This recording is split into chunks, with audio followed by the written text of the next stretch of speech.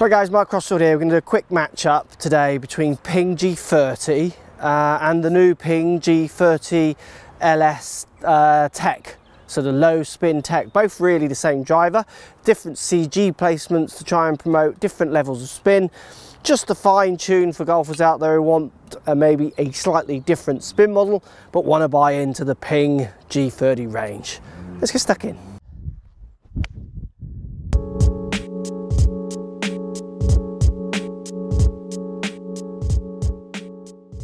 Right guys, so just a quick review of these two drivers, because I've done a review on the low spin tech just recently and getting some funny comments which I don't quite understand. So let's just talk to you what I feel about these two drivers. Look, I've got my Titleist Pro V1X balls, and I'm going to give you some real ball data as well coming from GC2 HMT with respect to these two clubs hit on the same day to give them a fair comparison.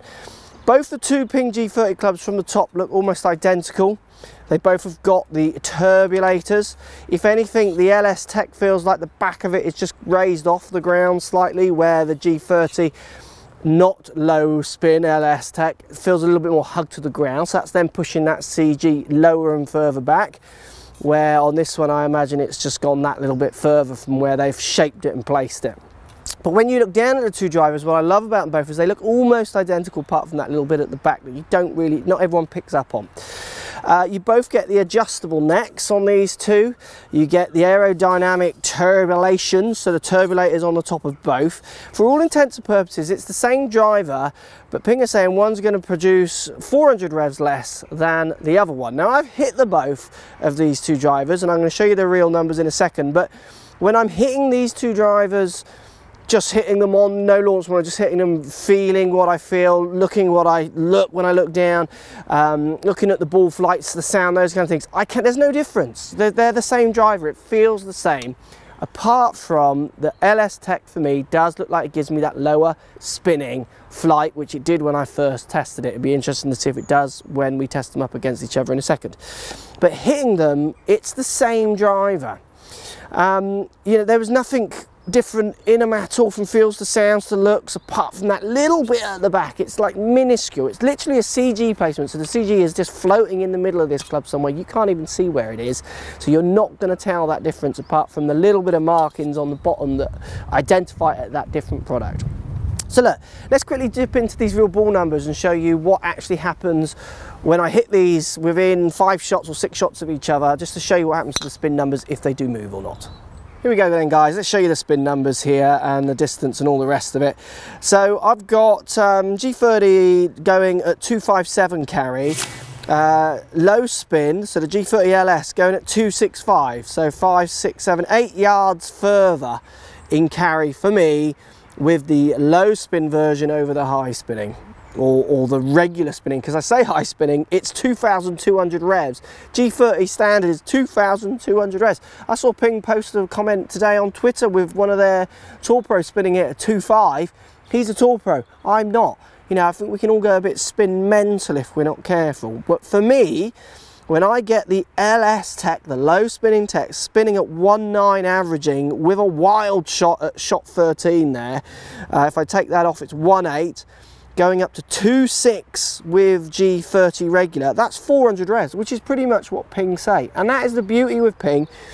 They always, like other companies, but what they say the club does, 9 times out of 10, if not more, it does what they say. One of the most honest companies out there, I think, in their marketing, in their kind of sell. Now look, think about this, and I said this in the other video, but still some funny comments about people bringing out clubs at speed and what have you.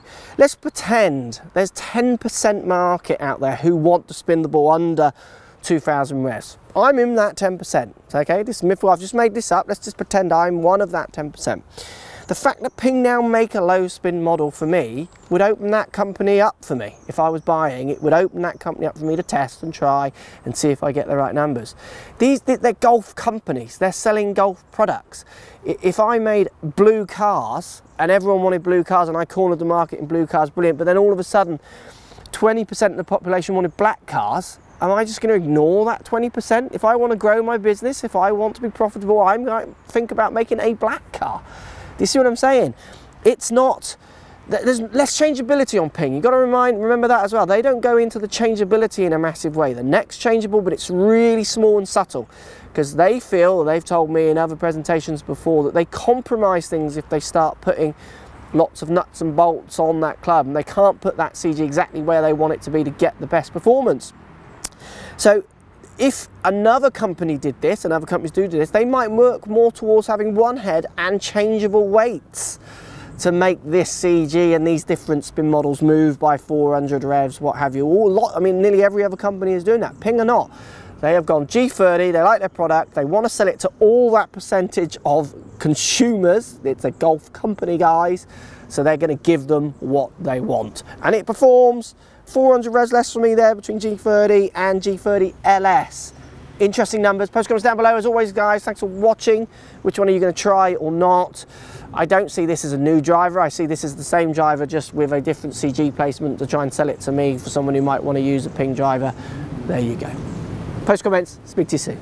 So if you like what's going on here, don't be afraid to subscribe to the channel. Also thumbs up the video, post comments. Love to hear what you guys got to say. Let's keep it social. The more we talk, the more we share, the easier this game will get for everybody. So if you want to find me on Facebook here, you can find me on Facebook. If you want to tweet me, find me on Twitter here as well. Just follow the links, all in the description. Come and join the show. Get active, get involved, get playing some better golf. Thanks for watching.